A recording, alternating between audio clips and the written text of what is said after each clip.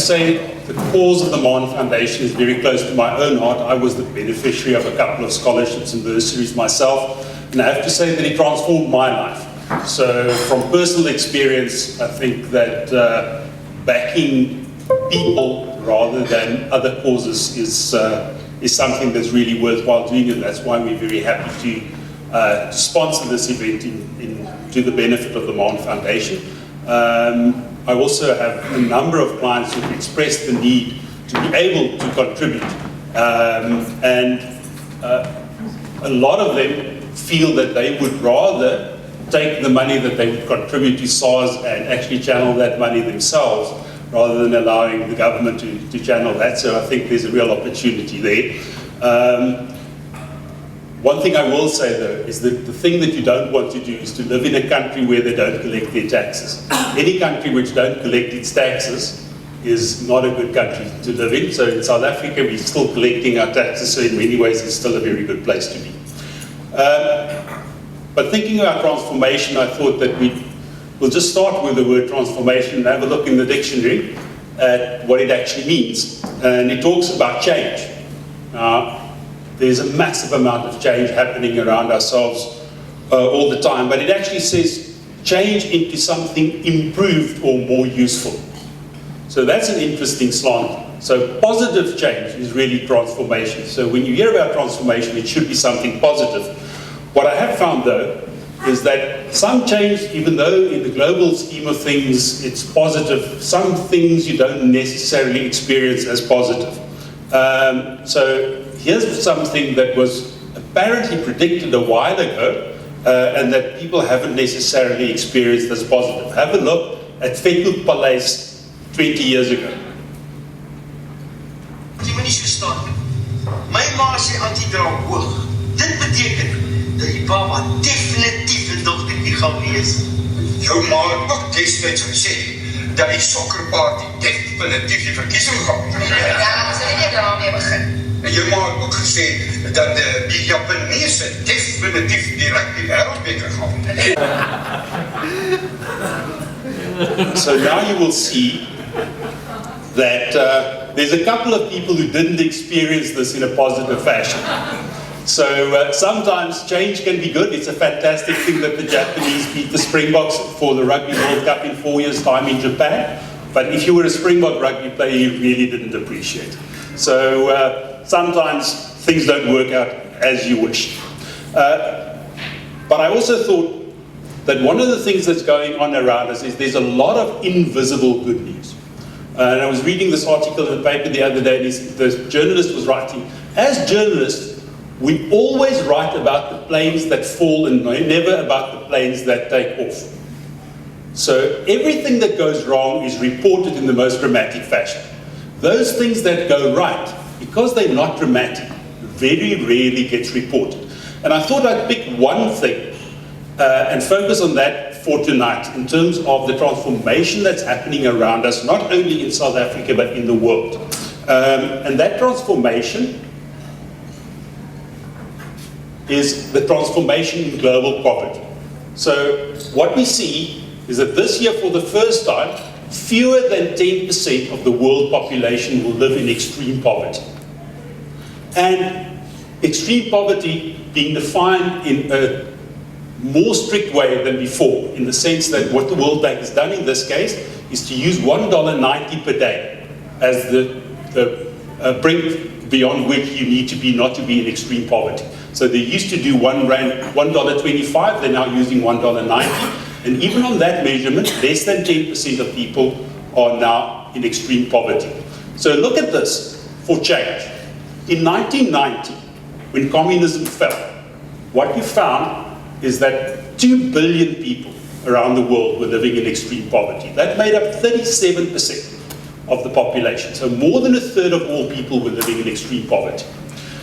By 2015, there's only 702 million people in extreme poverty, and that makes up less than 10% of the world population. And we're still making progress on this. So isn't this the most fantastic news that you've ever heard? How many times have you read this in your newspaper over the last year? So I've got a daughter who actually says, you know what? I refuse to watch the news because I don't like crying every night. Because all the stuff that she sees on the news just makes her cry. This is the fantastic news out there, but we never hear about it. So a transformation that's happening even while we speak. But where does that transformation sit? It sits mostly in China, which was rural and poor 30 years ago. And that's the China of today. That's the photograph of Shanghai today. So urban and prosperous. So that was the one part. The second part is India. Looking much more like that now than previously. Still not as wealthy as China, but certainly on its way there. So what about South Africa? Also, lots of progress. In South Africa, around 3.6 million over the last 25 years, people have lifted out of extreme poverty. And they're still using the $1.25 on this one though. But also, if you just look at the censuses we take, in 2002, when people were asked, do you have a problem with hunger? 30% of respondents said, we are hungry. By 2011, only 13% of respondents said, we are hungry. So massive progress in getting rid of hunger in South Africa. So really the world is transforming in a positive way around us. Now, there's something happening behind this reduction in poverty that you should be aware of, and it's called demographics. So what happens is that one of the biggest problems the world faces is that many countries, this is a picture of what Zambia is like today, their demography looks like this. Now, for those of you who don't read demographic charts, you've got to excuse me, I'm an economist, I've got to put up some graphs. So here's a graph for you. And this graph shows age from the bottom to the top. So young people at the bottom, old people at the top. Males to the left, females to the right. So this gives you the composition of the population of Zambia. Now what you will see is it's extremely difficult for a country like Zambia in this position to actually feed and educate its children. Just because there are so few adults earning money relative to children and paying taxes. So this is the classical development problem, and you cannot actually move forward until you've overcome this problem. So what you will see is that the world is in general beginning to overcome that problem. So this is what the world population looks like. So what you will see is all of those people who say the world population will continue to grow and will eventually just overwhelm our resources are wrong. The world population, you will see, has already stabilized.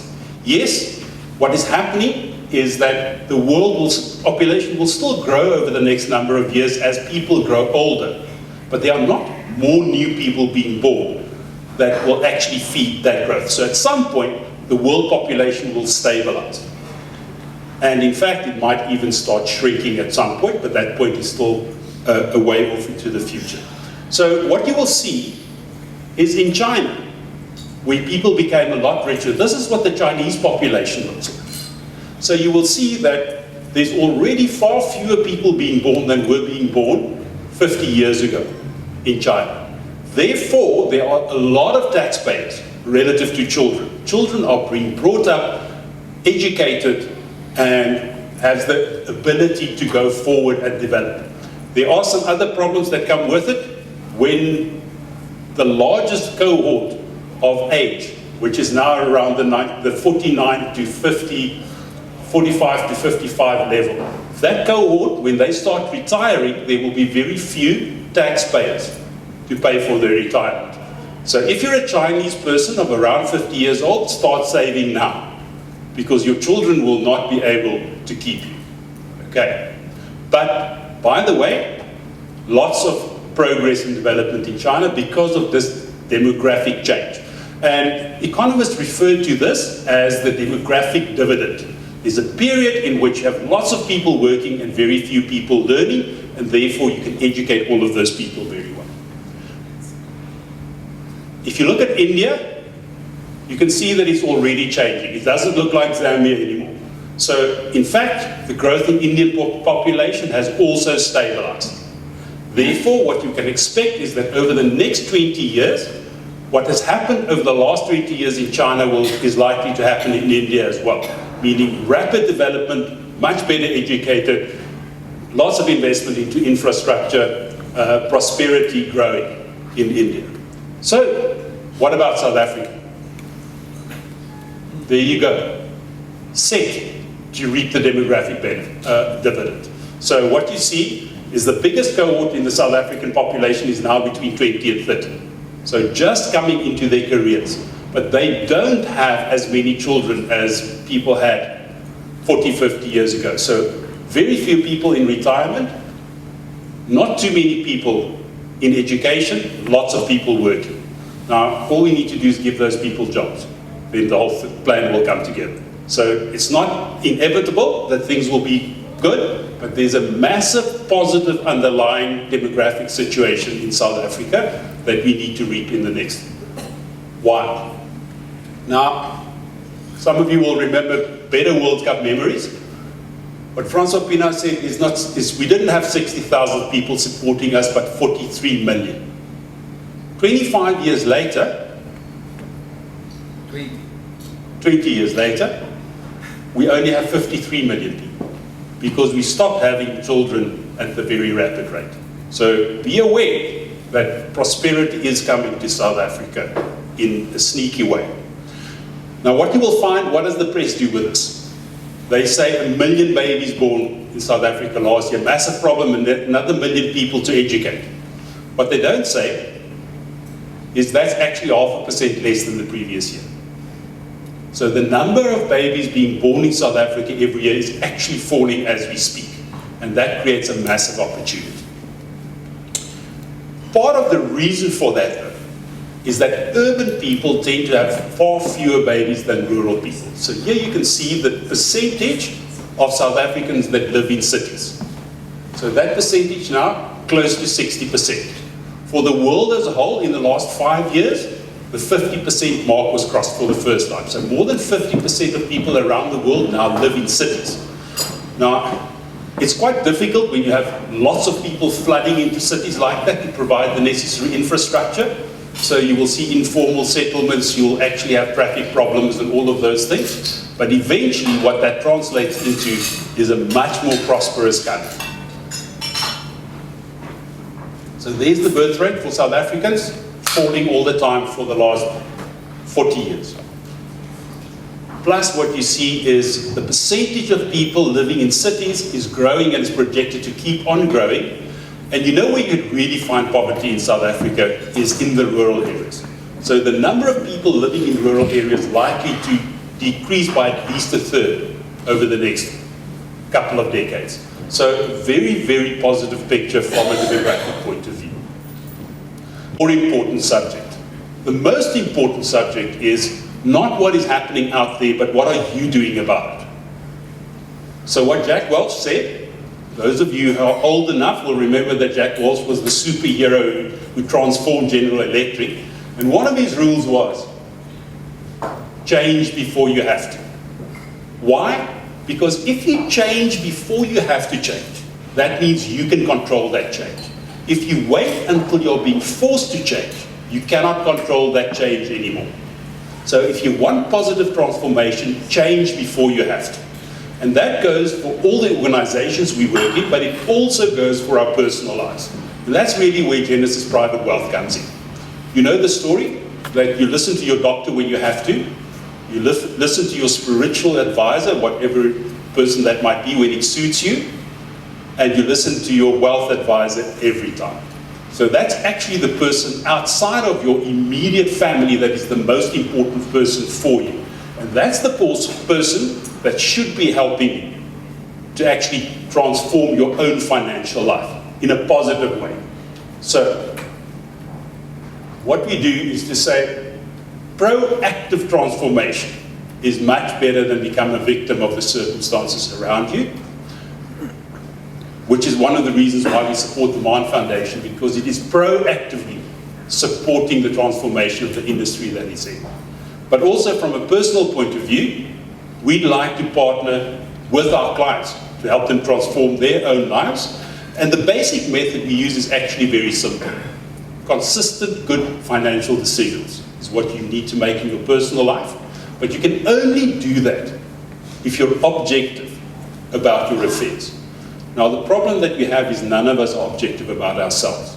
So you actually need someone who's objective to help you to transform your life financially in a positive way. The other thing that struck me is whenever things are tough, there's always someone worse off. So I was stuck in the traffic this afternoon, and I thought, how much better is this than to be actually moving along rapidly in the ambulance? There's always someone worse off than us. But by the way, the worst thing that could happen to you is to be an American. USA 0, South Africa 64. Okay? But apart from that, in the US, you're stuck with elbow. In South Africa, you've got Adrian.